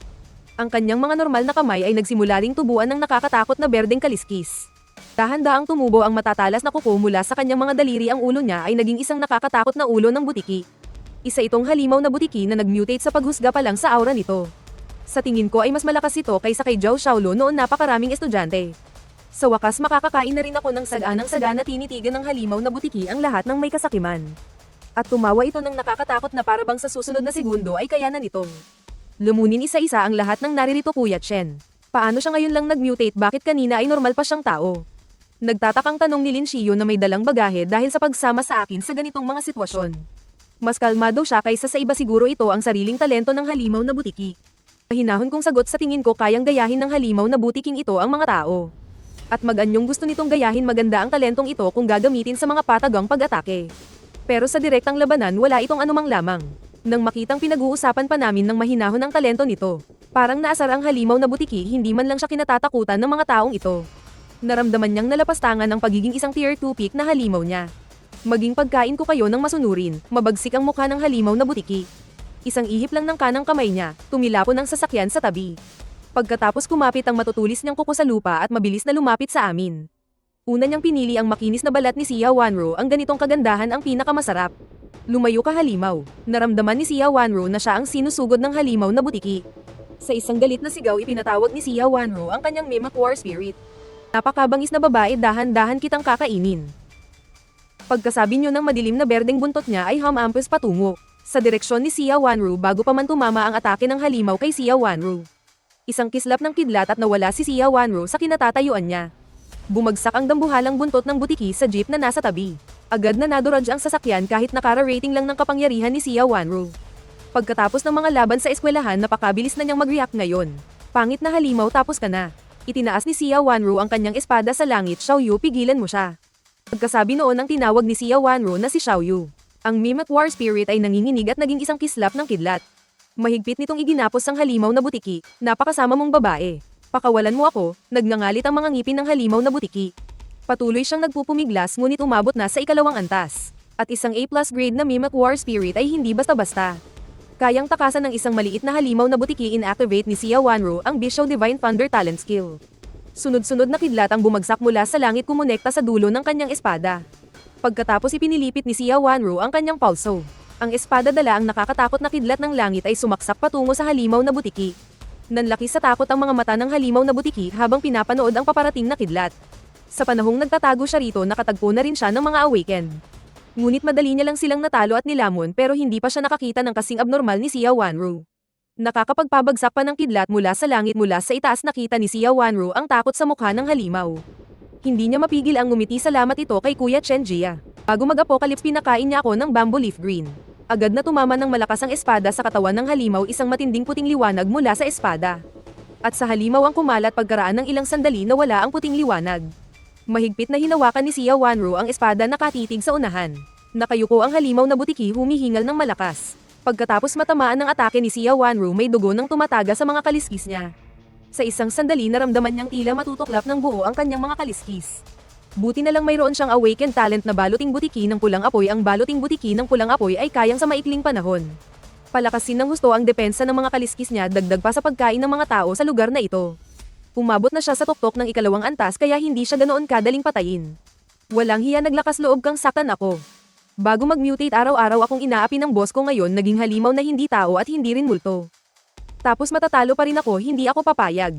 Mamatay kayong lahat, nagwala ang halimaw na butiki. Naging napakabangis ng mga kalamnan sa mukha nito, habang bumabalot sa katawan nito ang maitim na enerhiya ng galit.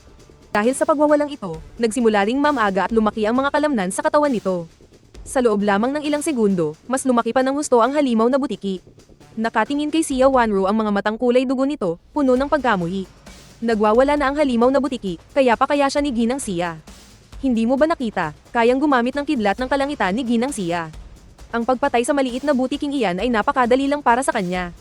Puno ng tiwala ang mga kasamahan kay Sia Wanro, ako lang ang nakapansin. Matapos ang naunang sagupaan, halos wala ng lakas si Sia Wanro, kulang pa rin siya sa karanasan sa pakikipaglaban. Ginamit niya kaagad ang pinakamalakas niyang atake, sa pag-aakalang isang tira lang ay tapos na. Hindi niya inasahan na mas mataas ng ilang antas ang kalaban kaysa sa kanya. At mayroon din itong kakayahang pandepensa, kaya dahil sa ataking iyon, hindi niya lang nabigong patayin ang kalaban, bagkos ay napunta pa siya sa alang-a ng sitwasyon. Binibini, mukhang ubos na ang lakas mo. Ngayon, ako naman ang lalaban, may pambihirang kakayahan sa paggaling ang halimaw na butiki. Pagkatapos lang ng maikling paghinga, kalahati na ng lakas nito ang nanambalik. Hindi nagpakita ng kahinaan si Sia Wanro at muling ginamit ang kanyang kapangyarihan. Isang puting ulap ang lumitaw sa ilalim ng kanyang mga paa. Itinaas siya nito at mabilis na sumugod patungo sa halimaw na butiki. Ang atake ngayon ay mas mahina kumpara sa dati. Sa tingin mo ba kaya mo pa akong labanan? Ako ay nasa kasukdulan ng ikalawang antas, malamig na sabi ng halimaw na butiki. Sabay itong tumalon gamit ang dalawang paa, napakabilis. Sa isang iglap lang ay nasa harapan na ito ni Sia Wanro. Nakita ni Sia Wanro na malapit na siyang tamaan ng mga kuko nito. Kaya ginamit niya ang kanyang espada para sa malag, sa pilitang napaatras si Xia Wanru. Dumausdos ang kanyang mga paa sa lupa bago siya tuluyang makahinto. Nang makitang hindi na makalaban si Xia Wanru, sumigaw ang halimaw na butiki. Tuwang-tuwa itong sumugod kay Xia Wanru, hindi mo pa oras para magyabang. Umalingaw-ngaw ang malakas kong boses habang sabay na lumilipad ang sky-splitting axe. Direktang hamarang ito sa daraanan ng halimaw na butiki, kanina pa ako nanunood. Para bigyan si Xia Wanru ng pagkakataong lumaban, ngunit ngayon ay dehado na siya. Kinailangan ko ng makialam, bastardo. Ang lakas ng loob mong harangan ako, baka gusto mong pagpira-pirasuhin kita. Galit na umungol ang halimaw na butiki, nakita nitong wala. Masyadong malakas na enerhiya sa akin, kaya inakala nitong isa lang akong ordinaryong awaken. Mahina akong tumugon, at pagkatapos ay lumitaw ang isang aura ng Xuanwang. Binalot nito ang aking katawan habang patuloy na tumataas ang aking lakas. Naramdaman ng halimaw na butiki na halos kapantay ko ang lakas nito, at hindi nito maiwasang kabahan. Dala ang sky-splitting axe, mabilis akong lumapit sa halimaw na butiki. Walang sabi-sabi, isang hataw ng palakol ang ibinagsak ko sa ulo nito. Ang malakas na enerhiya ay pumihil sa halimaw na butiki na makagalaw. Habang umuungol sa galit, muling ginamit ng halimaw na butiki ang kakayahang baluting butiki ng nag-aalab na apoy. Ang kaso, ang talento ko ay S-class, at nasa kasukdulan na rin ako ng ikalawang antas. Ang lakas ng palakol na ito ay higit na mas malakas kaysa sa kidlat na atake ni Xia Wanru. Mabilis na bumagsak ang palakol sa bawat pulgadang pagbaba nito. Naramdaman ng halimaw na butiki ang matinding banta ng kamatayan hanggang sa tuluyan ng dumampi sa katawan nito ang Sky Opening Axe. Agad nitong naramdaman na bawat selula sa katawan nito ay madudurog sa kapangyarihan ng palakol. Kahit na nagliwanag ng husto ang mga gintong kaliskis nito, nakatagal lang ito sandali. Agad na hinati ng matalim na Sky Opening Axe ang katawan ng halimaw na butiki, napasigaw ito sa sakit. Agad ko itong nahati sa dalawa, kasunod nito ay isang lilang bowl ang liwanag. Lumabas mula sa katawan ng halimaw na butiki. Pamilyar sa akin ang ganitong uri ng enerhiya. Ito ay isang kayamanan para mapalakas ang Mimic War Spirit. Bahagya kong itinuro ang lilang enerhiya sa harap. Isang itim at dilaw na aura ang lumabas mula sa katawan ko, at nang makita ng Primordial Chi ang lilang enerhiya, sabik itong sumugod at sa isang iglap ay binalot nito ang lilang enerhiya. Maya-maya lang ay nawala na ito nang walang bakas, tuluyang nilamon ng Primordial Chi. Matapos itong lamunin, lalo pang lumakas ang aura ng Primordial Chi. Bahagi ng enerhiya nito ay bumalik sa akin, at ang mas nakapagtataka pa, parang may nadagdag sa katawan ko. Ikinuyong ko ang aking kamao at sa isang isip, biglang may tumubong manipis na kaliskis sa aking katawan at naglalabas pa ito ng manilaw-nilaw na liwanag. Ito ang defense talent ng halimaw na butiki. Lihim akong nagulat. Hindi lang pala enerhiya ang naibabalik ng Primordial Chi, pati na rin ang talent ng kalaban ay naibigay sa akin. Matapos makakuha ng bagong talent, labis akong natuwa. Kadalasan iisang talent lang ang taglay ng bawat isa sa kanilang paggising, pero ang aking Mimic War Spirit ay kaya kumuha ng bagong talent para sa akin, hindi ba't sa mga susunod na laban. Mayroon na naman akong isang bagong kakayahan. Ang galing mo talaga, boss. Isang palakol lang nalutas na agad ang pangit na halimaw na to. Ang lakas mo, boss. Pwedeng iwan mo na sa amin ang katawan ng halimaw na butiki. Hahaha, anong gagawin ninyo dyan? Pwede akong gumawa ng lizard barbecue. Itong mga kaklase ko kapag nakakahanap ng pagkakataon, pinupuri agad ako. Naiintindihan din nila ang sitwasyon ngayon. Kahit saan ay may mga halimaw na kumakain ng tao. At sa kaunting pagkakamali lang ay pwede silang patayin ng ibang mga awaken. Ako lang ang tanging pag-asa nilang mabuhay. Sige, kainin nyo na kung gusto nyo. Sa katunayan, sa panahon ng apocalypse, ang pagkain ng katawan ng mga halimaw ay may magandang naidudulot. Magiging mas malakas ang kanilang pangangatawan kaysa sa ordinaryong tao. Pero ayaw ko sa mga halimaw na ito, kaya hindi ko balak kainin. Nanguna si Lin Xiao. Hindi ko alam kung saan niya kinuha ang isang maliit na kutsilyo. Sabik siyang tumakbo sa harap ng halimaw na butiki at sinimulang hiwain ang katawan nito. Kahit nakaharap ang mabangis na halimaw na butiki, hindi siya nagpakita ng labis na takot. Wala pang ilang minuto ay natapos na niyang katayin ng halimaw na butiki. Pinaghiwa-hiwalay pa niya ang iba't ibang parte ng karne, kasabay nito ay unti-unti nang dumilim. Nagsimula ng dumilim ang paligid. Humanap ako ng isang hotel. Nilinis ko lang ang ilang mga ordinaryong halimaw sa loob at pwede na itong tuluyan. Nasa ikalawang palapag ako habang ang ibang mga estudyante para sa kanilang kaligtasan. Mas pinili nilang mahiga sa labas ng pasilyo ng ikalawang palapag kaysa pumunta sa ibang palapag. Pagkapasok ko pa lang sa kwarto, may narinig ako mula sa labas ng bintana. Ingay ng mga mainit na sandata. Hinawi ko ang kurtina. Sa di kalayuan, isang armadong grupo ang may hawak na machine gun. Walang tigil nilang pinagbabaril ang mga halimaw na sumusugod sa kanila habang nagpapaputok. Umuurong sila papunta sa hotel na ito, boss. Napakarami ng mga halimaw na ito. Kailangan nating humanap ng masisilungan. Kung hindi mauubos tayo ng mga halimaw na ito, umatras tayo. Ipagpatuloy ang pagbaril, huwag huminto. May hotel sa likod, doon tayo pumunta. Humanap tayo ng tiyempo para makatakas. Sigaw ng mga taong ito sa gitna ng putukan. Habang papalapit sila sa hotel kung nasaan ako, pinapanood ko sila mula sa aking kwarto. Kumunat ang noo ko dahil sa mga taong ito. Dinala nila ang mga halimaw papunta sa direksyon ko. Magdudulot ito ng malaking problema sa akin. Ang malaking lalaki na leader nila ay naglabas ng 2 granada.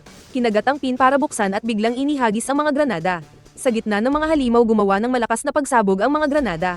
Dahil sa lakas ng pagsabog natigilan ang mga halimaw sa kanilang pag-atake. Ginamit ang pagkakataong iyon tinulak ng 8 katao sa grupo ang pinto ng hotel. At pumasok sa loob ginamit nila ang 2 bintana ng hotel.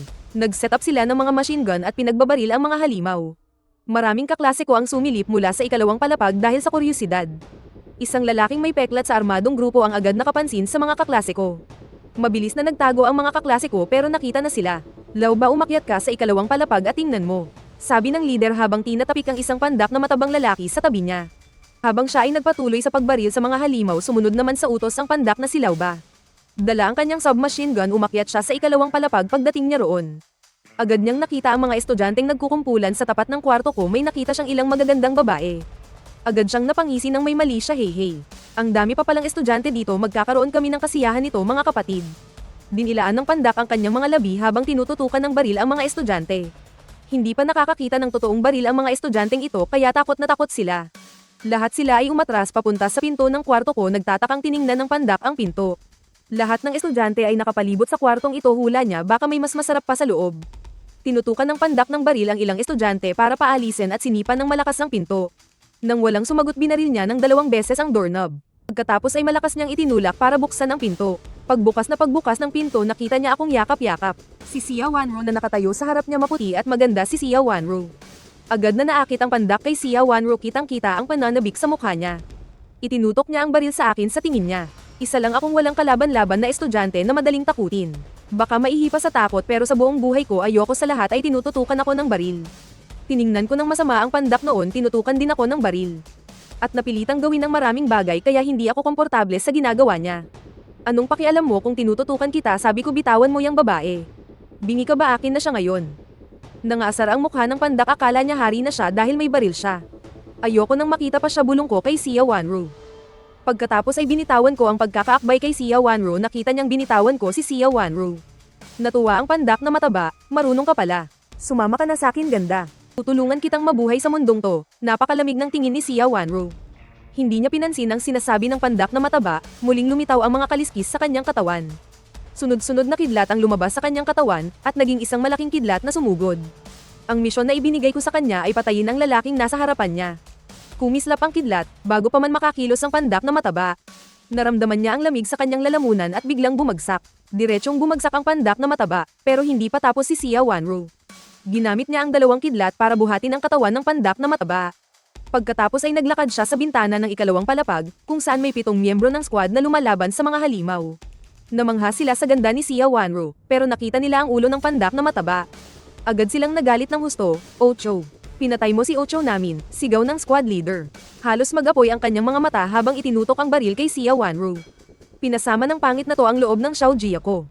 Dapat siyang mamatay, pagkatapos ay iwinasiwas niya ang kanyang kamay. Inihagis niya ang katawan ng pandak na mataba sa harap ng squad leader, habang tinitingnan ang bangkay ng kanyang tauhan. Nanginginig sa galit ang squad leader at walang pag-aalinlangang kinalabit ang gatilyo. Bang bang bang, sunod-sunod na putok ang tumama sa direksyon ni Sia Wanro. Ngunit ang mga ordinaryong baril na ito ay masyadong mahina sa paningin ni Sia Wanro. Bahagya lang niyang iginalaw ang kanyang katawan at madaling naiwasan ang mga bala. Lintik isa siyang awakened monster. Boss, umalis na tayo. Pero galit na galit ang kanilang boss kaya hindi siya nakinig. Patuloy pa ring nagpapaputok ang baril sa kanyang kamay, tapos ka na. Narinig ang mahinang boses ni Sia Wanro sa unang palapag ng hotel na parabang para sa squad na ito. Ay nag-anunsyo ng parusang kamatayan sa kanilang leader, pagkatapos ay kumislap ang kanyang Chandling Longsword. Sa sumunod na sandali isang kidlat ang tumama sa katawan ng squad leader. Sumigaw sa sakit ang squad leader at agad bumagsak sa lupa. Nangingisay siya sa sahig at maya-maya lang ay wala ng buhay. Sumunod naman ang kanyang mga tauhan, isa-isang kinitil ni Sia Wanro ang kanilang buhay. Hindi naman ganoon kalupit si Sia Wanro dati, isang araw ko pa lang siyang tinuturuan. Ay naging ganito na siya kahusay sa gitna ng apocalypse. Ang pagiging maawain sa kalaban ay ang pinakamalaking kalupitan sa iyong sarili. Maghintay ka, nang papatayin na niya ang huling tauhan.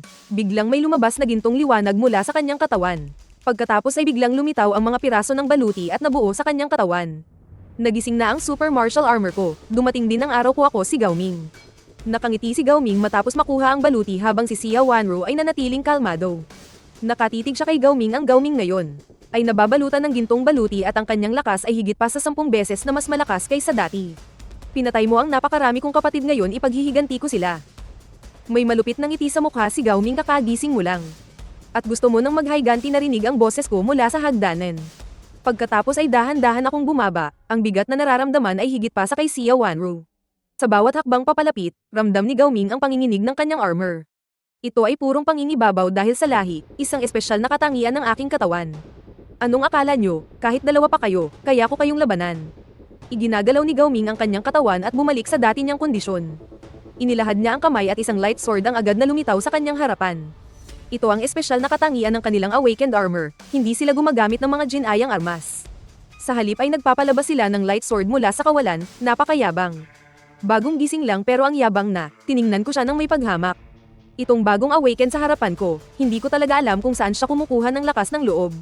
Kalalabas lang ng kapangyarihan niya pero nangangahas na siyang kalabanin ako, siguro dahil baguhan pa lang. Iniisip niya na wala nang makakatalo sa kanya sa mundo dahil sa biglaang paglakas. Madali talagang magkaroon ng ganyang maling akala, hintayin mo lang na hatiin kita sa dalawa. Sumigaw si Gao Ming sa galit, itinaas ang kanyang light sword at hinampos ito patungo sa aking ulo. Wala akong ginawang anumang depensa, tinamad pa akong ilabas ang Kaitian Axe. Itinuro ko lang ang daliri ko sa direksyon ni Gao Ming, at dalawang agos ng enerhiya ng Hongmeng ang sumugod. Sa isang iglap lang, mahigpit na pumulupot kay Gao Ming ang dalawang enerhiya ng Hongmeng. Anong bagay to, pakawalan mo ako. Napulupot si Gao Ming ng enerhiya ng Hongmeng, hindi siya makapaniwala. Sunod-sunod niyang tinaga gamit ang kanyang light sword, pero pagkatapos ng ilang hiwa, wala itong naging epekto. Pagkatapos, ikinuyong ko ang aking kamao sa hangin at agad na nagkabitak-bitak ang armor ni Gao Ming. Siya na kanina lang ay puno ng kumpiyansa, biglang nakaramdam ng matinding pagkabigo. Ang lalaking nasa harapan niya, hindi niya ito kalaban. Wala man lang siyang kakayahang lumaban, bago pa man niya maipagpatuloy ang pag-iisip. Lalong lumakas ang enerhiya sa kanyang baywang, mas humigpit ang pagkakagapos sa kanya. Napahiyaw si Gao Ming sa sakit, hindi nagtagal. Ang kanyang katawan ay tuluyang nadurog, pagkatapos ay bumagsak siya sa sahig na nangingisay. Nang tuluyan nang nawalan ng hininga si Gao Ming, saka ko lang siya binitawan. Ang awakened armor talent niya ay parang isang katatawanan. Ilang matatapang na estudyante ang nakatayo sa may hagdanan at pinanood ang lahat. Bawat isa sa kanila ay pinagpapawisan ng malamig, mas malupit pa ako sa kanilang inaakala. Bumalik na kayo, kung guguluhin niyo pa ako ulit. Ganyan din ang magiging kahihinatnan ninyo, sabi ko habang bahagyang nakangiti. Pero sa mata ng mga estudyante, ang ngiting iyon ay nakakatakot, kaya sunod-sunod lang silang tumango. Pagkatapos kong tapusin ang grupong iyon, akmang aakyat na sana ako para magpahinga. Biglang may isang nakakatakot na Eitangal na umalingaw-ngaw sa labas ng hotel. Lumingon ako at nakita ang isang kasing laki ng truck. Isang halimaw na may katawang ahas at ulo ng manok ang lumabas mula sa dilim. Mula sa tuka ng halimaw, isang dila na may dalawang dulo ang patuloy na lumalabas. Nakatitig ang mga mata nito sa akin, mukhang dahil sa nangyari kanina rito. Naakit ito ng labanan, ang hindi inaasahan ng halimaw. Ay mayroong isang napakasarap na pagkain tulad ko rito, napakunot ang aking noo. Biglang lumitaw sa aking kamay ang Kaitian Axe, pagkatapos ay malakas kong inapakan ng sahig. Nawala ang aking katawan sa kinatatayuan ko at sa sumunod na segundo ay lumitaw sa tabi ng halimaw na may ulo ng manok. Ang halimaw na may ulo ng manok na ito ay nasa ikatlong antas na sa simula pa lang ng apocalypse maituturing na itong pinakamalakas. Ngayon na nakikita niya ako, para bang nakikita niya ang pagkain para sa tiyan niya. Noong una ay mayabang pa ito pero nang maramdaman nito ang bilis ko. Nagpanik ito ng tuluyan at ang ulo nitong puno ng bukol ay hinahanap kung nasaan ako. Bago pa man niya ako mahanap ay lumitaw na ako sa harapan niya. Wala na akong sinabi pa, agad kong ginamit ang aking sky opening talent. Isang malakas na palakol ang direktang tumama sa ulo ng manok, mabilis din ang naging reaksyon ng halimaw. Agad nitong iniharang ang marigas na bibig nito pero hindi man lang ito nakapalag. Ang sky opening axe ko ay parang naghiwa lang ng kawayan, agad nitong hinati sa dalawa ang tuka ng manok. Matapos kong makuha ang lakas ng halimaw na butiki, malaki ang aking itinaas. Kahit anong oras ngayon ay kaya ko nang umabot sa ikatlong antas ng awaken. Nahati ang ulo ng manok at bumulwak ang dugo. Hindi nagtagal ay bumagsak at namatay ang halimaw Wanru. Gamitin mo ang iyong Mimic Spirit para makuha ang lakas ng halimaw na ito. Maganda naman ang mga katangian nito, itinago ko na ang aking sky opening axe. Sabi ko nang malumanay, masunuryang tumango si Xia Wanru. Wala na ang mabangis niyang anyo kanina, para siyang isang ordinaryong babae. Sinunod niya ako at pinalabas ang Mimic Spirit. Ang lumabas na Jade Moon Spirit Mosquito ay tuwang-tuwa. Naglamang ito kay Xia Wanru at masayang lumipad paikot sa ere. Nang makita nito ang katawan ng halimaw na manok, doon niya nalaman na pinatawag siya para kumain. Tumingin ito ng may pasasalamat kay Xia Wanru at agad na sinugod ang halimaw na manok. Ang itsura nito habang kumakain ay napaka-cute, na iinggit na napaluha ang mga kaklase sa hagdanan. Kumain sila ng karne ng halimaw na butiki ngayong araw at naramdaman nila ang epekto nito sa kanila. Dahil doon ay gusto pa nilang kumain ng mas maraming karne ng halimaw. Samantala sa isang conference room sa isang mataas na gusali isang lalaking nasa katanghaliang gulang na nakasot. Ang marahas na pumalo sa lamesa sino. Ang pumatay sa mahal kong anak ang lalaking ito ay ang ama ni Huang Tian. Ang chairman ng Yao Tian Group si Huang Yan sa tanong ni Huang Yan. Walang sino man sa kanyang mga tauhan ang naglakas loob na sumagot pagdating nila sa eskwelahan.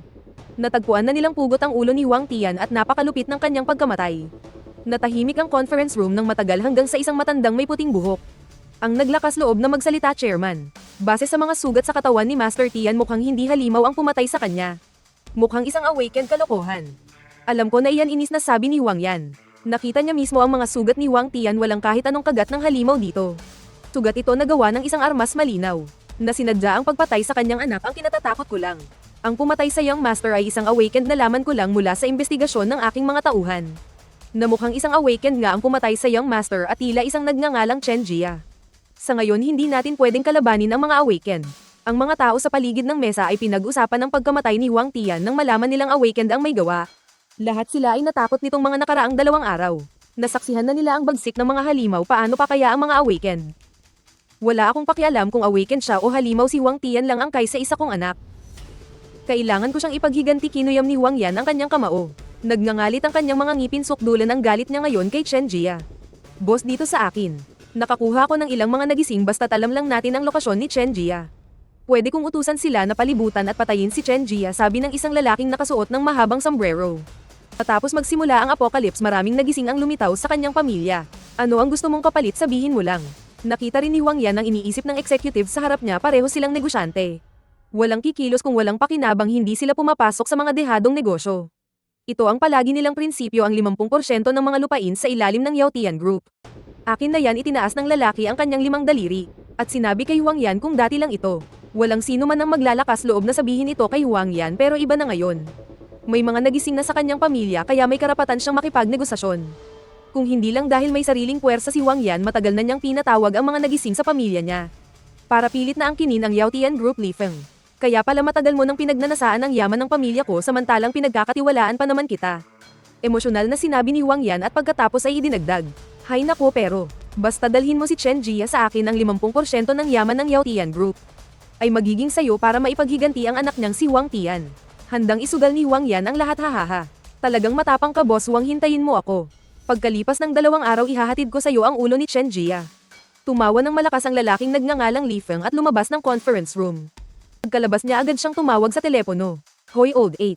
Kailangan mo akong tulungan pumatay ng isang tao mas maganda kung isasama mo si Old 6.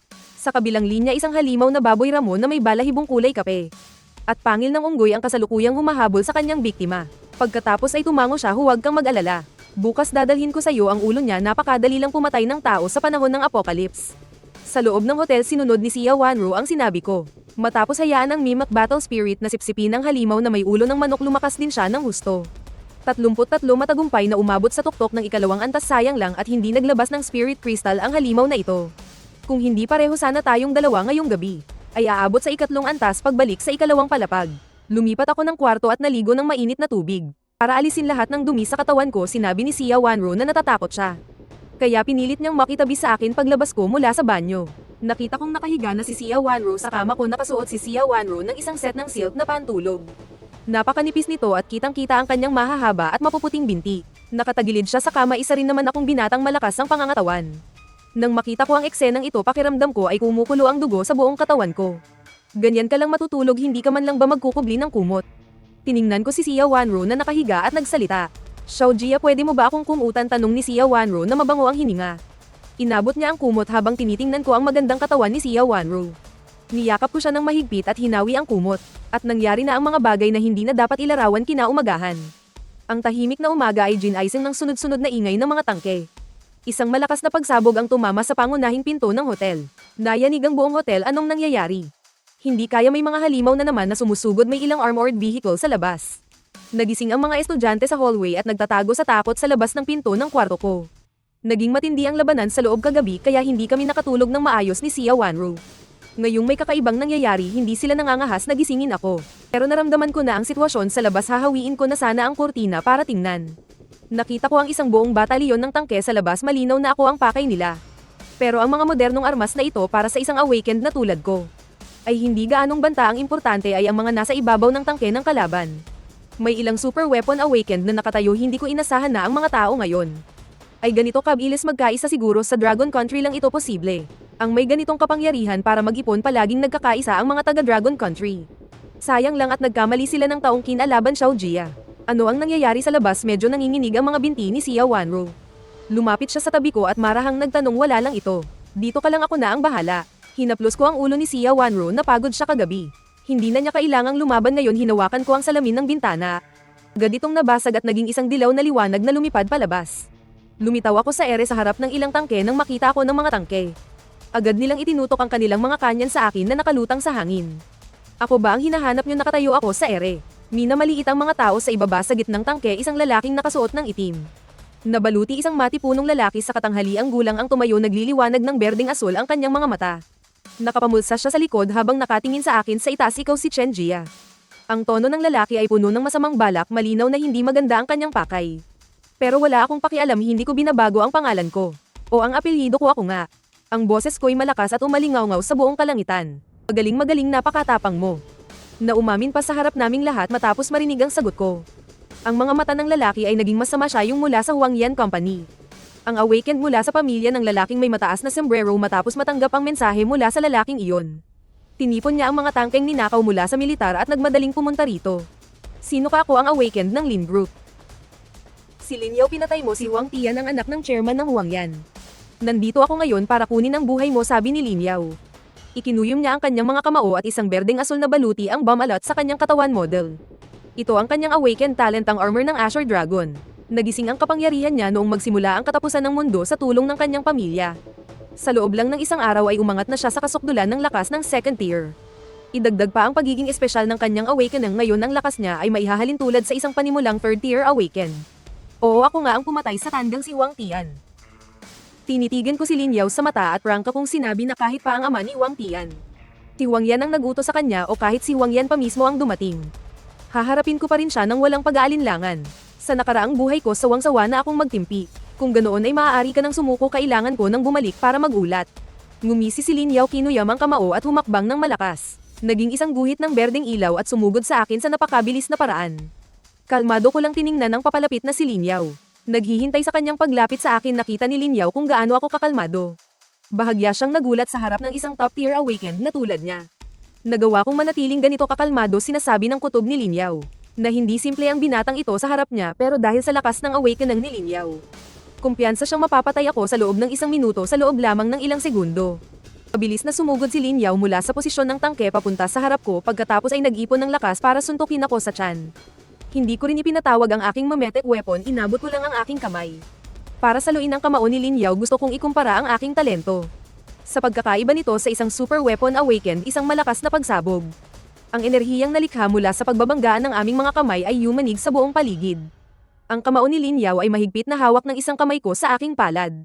Tumingin siya sa akin, puno ng pagkabigla at hindi makapaniwala. Isa siyang super weapon awakened na nasa kasukdulan ng second tier, pero ang kanyang suntok na puno ng lakas ay ganoon na lang kadaling nasalo, imposibleng mangyari ito. Nagngalit ang mga ngipin ni Lin Yao at ginamit ang buong lakas para makawala sa aking pagkakahawak. Ngunit kahit kalahating minuto na siyang nagpupumiglas, hindi pa rin siya makagalaw. Hindi ba't isa kang super weapon awakened? Yan lang ba ang kaya mo? Nakangisi kong tiningnan ng nagpapanik na si Lin Yao. Talagang mas malakas ang aking pango body sa lakas pa lang ng katawan. Kaya ko nang durugin ang mga ordinaryong super weapon awakened na ito. Halos hindi na makapagsalita sa galit si Lin Yao, nakatingin sa kanya ang mga tauhan niya. Ngayong hawak ko siya sa leeg, paano pa niya sila haharapin? Sa sobrang galit ni Lin Yao, iniunat niya ang kanyang kaliwang kamay. At napilitang ipatawag ang kanyang super weapon equipment dati kapag lumalaban siya sa mga kakaibang halimaw. Halos hindi niya kailangang gamitin ang super weapon niya dahil sa lakas ng kanyang katawan. Kaya na niyang patayin ang mga halimaw na iyon. Ako ang unang nagpilit sa kanya na gumamit ng armas. Tulad ng super weapon awakened ng team kagabi, ang armas ni Lin Yao ay isa ring light sword. Pero ang light sword niya ay mas malakas kaysa sa awakened kagabi. Ay isang maliit na asul na dragon na umiikot sa paligid ng light sword. At may bahagyang ungol ng dragon na maririnig bigla na lang. Hinampes ni Lin Yao ang kanyang espada patungo sa aking leeg. Ang talam na nagmumula sa espada ay mahirap iwasan. Sa harap ng kanyang matalas na atake, bahagya lang akong umikot. At naiwasan ang atake sa napakabilis na paraan, pero sa pag-iwas kong iyon, lalo kong hinigpitan ang hawak ko at pinilipat ang kanang kamay ni Lin Yao. Biglang umikot ng mahigit 70 degrees ang kanang kamay ni Lin Yao dahil sa ginawa ko. Dahil sa matinding sakit na milipit ang mga kalamnan sa mukha ni Lin Yao. Sumigaw si Lin Yao sa sakit, ang tunog ay mas malakas pa sa pagkatay ng baboy sa baryo. Naramdaman kong medyo masakit sa tenga kaya binitawan ko na siya. Masyado kang mahina, umiling ako ng bahagya. Ang mga salita ko ay parang isang matulis na patalim na tumusok ng malalim sa puso ni Lin Yao. Halos mabaliw siya dahil dito simula nang magising ang kapangyarihan niya kahapon. Dahil sa lakas niya hinangaan siya ng buong angkan. Pero ngayon ay tinatapakan ko lang siya sa aking paanan, ang pagkakaibang ito ay mas masakit pa kaysa sa kamatayan. Patay ka na, umungol na parang mabangis na lobo si Lin Yao matapos makalaya. Itinutok niya ang kanyang espadang liwanag sa kalangitan, nag-ipon ang espada ng napakalakas na enerhiya. Ang maliit na berdeng dragon sa espadang liwanag ay lumipad paitaas at biglang lumaki. Mula sa ilang pulgada bigla itong naging libu-libong pulgada. Isa itong higanteng berdeng dragon na umiikot sa himpapawid. Ang mga mata nito ay puno ng kapangyarihan, habang nakatitig sa akin ito ang special move ni Boss Lin, ang Green Dragon Slash. Pinatay ng ataking ito ang isang ikatlong antas na halimaw kahapon, siguradong patay ka na. Nang makita ng mga tauhan ni Lin Yao ang kanyang ginawa, inakala nilang tapos na ang laban. Totoo nga, ang ataking ito ay maituturing na isa sa mga pinakamalakas na nakita ko mula noong magising ang kapangyarihan ko, pero hindi pa rin ito sapat para talunin ako. Kaagad kong iwinasiwas ang aking kamay at ipinatawag ang Mimic War Spirit. Bigla na lang lumabas sa katawan ko ang malaking halaga ng Hongmeng Qing Shuachi. Sa pagkakataong ito, hindi ko planong gamitin ang palakol na pambukas ng langit para lumaban.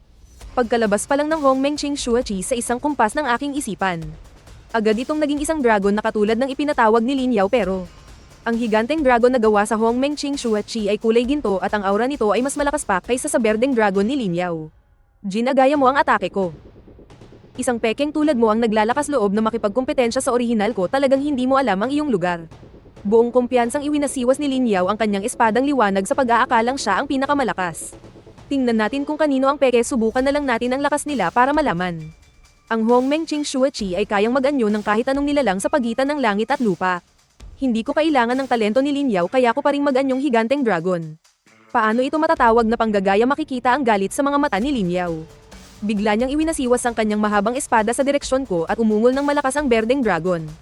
Ang malaki nitong katawan ay umikot at sumugod sa aking kinaroroonan. Ang hangin sa paligid ay nahigop nito at kumidlat at kumulog pa sa kalangitan. Samantala itinuro ko lang ang aking daliri at gumalaw din ang gintong dragon sa akin. Naglabas ng nakasisilaw na gintong liwanag ang gintong dragon nang walang takot. Diretso itong sumugod sa berdeng dragon. Naramdaman ng berdeng dragon ang banta mula sa gintong dragon. Nagbago ito ng direksyon at bumangga sa gintong dragon. Sa isang malakas na kalabog, ang dalawang higanteng dragon ay nagpulupot sa isa't isa. Walang tigil silang nagbanggaan, umalingaw-ngaw sa buong kalangitan ang tunog ng kanilang laban. Tumagal ng 3 minuto ang laban. Sa huli, ang berdeng dragon ni Lin Yao ay naubusan ng lakas. Dahan-daang nawala ang anyo nito at bumalik sa pagiging isang maliit na berdeng dragon. Walang lakas na umikot ito sa espadang liwanag ni Lin Yao, walang kwentang bagay. Natalo ka kaagad, anong silbi ng pagsunod mo sa akin? Ang pagkatalo ng Mimic War Spirit ay nagdulot ng kahihiyan kay Lin Yao. Agad niya itong sinigawan, sa totoo lang normal lang na matalo ang Azure Dragon. Ang talento kong Hongmeng Purity and Turbidity Chi ay mula sa langit at lupa na kayang walang tigil na sumipsip ng enerhiya ng mundo para sa pakikipaglaban. Walang tatalo sa ganitong uri ng labanan sa parehong antas. Ngayon, sino sa tingin mo ang may peking gamit? Interesado kong tiningnan si Lin Yao sa harapan. Sa sandaling ito, ang itsura ni Lin Yao ay mas masahol pa sa nakakain ng langaw. Kayong mga gago, ano pang hinihintay ninyo? Bilisan nyo at pasabugin nyo siya hanggang mamatay. Galit na tiningnan ni Lin Yao ang grupo ng mga tangke sa likuran. Matapos matalo sa sobrang hiya at galit, ibinunton niya ang sisi sa grupo ng mga tangke. Nagmamadali namang itinutok sa akin ng mga tauhan niya ang mga kanyan, isang malakas na pagsabog. Sunod-sunod na bala ng kanya na may dilaw na ilaw ang tumama sa akin. Lakas naman ng loob niyong gamitin ang mga larwang ito laban sa akin. Bahagya akong ngumiti at sa isang kumpas lang ng kamay, sumugod ang gintong dragon at nilamon ang lahat ng bala ng kanyan. Hindi ako kayang saktan ng mga basurang bakal na ito para sa isang awakened na tulad ko. Ang mga ordinaryong armas ay walang epekto pagkatapos kong linisin ang unang bugso ng mga bala. Agad kong ipinalabas ang aking mimic weapon, hawak ang Sky Opening Axe. Sa isang iglap lang nasa gilid na ako ng grupo ng mga tangke. Malakas kong inihagis ang Sky Opening Axe na mabilis na umikot sa ere. Sinira nito ang sunod-sunod na tangke. Ang mga tangkeng ito ay parang mga paputok. Sunod-sunod na sumabog sa lupa, hayop. Iyan ang armored vehicle team ng pamilya Lin. Pinanood ni Lin Yao ang sunod-sunod na pagsabog ng mga tangke. Naramdaman niya ang sakit, kinuha ang kanyang lightsaber at muling sumugod sa akin. Desidido siyang lumaban muli, subalit matapos masira ang kanyang Mimic War Spirit, malaki ang ibinaba ng kanyang lakas. Hindi na nga niya ako kalaban noon. Lalo na ngayon, nagpakawala siya ng isang atake. Hindi pa man dumadampi sa akin ang espada, madali ko na itong naitaboy gamit ang dalawang daliri. Pagkatapos ay inabot ko ang kamay ko at sinunggaban ng ulo ni Lin Yao. Agad naramdaman ni Lin Yao ang matinding kapangyarihan sa kanyang ulo. Alam niyang sa susunod na segundo mamamatay na siya. Patawad-patawad sa puntong ito isinantabi na ni Lin Yao ang kanyang kahihiyan. Nagmamadali siyang lumuhad para humingi ng tawad sa akin HMM. Hindi ba't kanina lang ay handa kang makipagpatayan sa akin, bakit bigla kang lamambat? Mapang-asar kong tiningnan si Lin Yao, may kasabihan sa Dragon Country.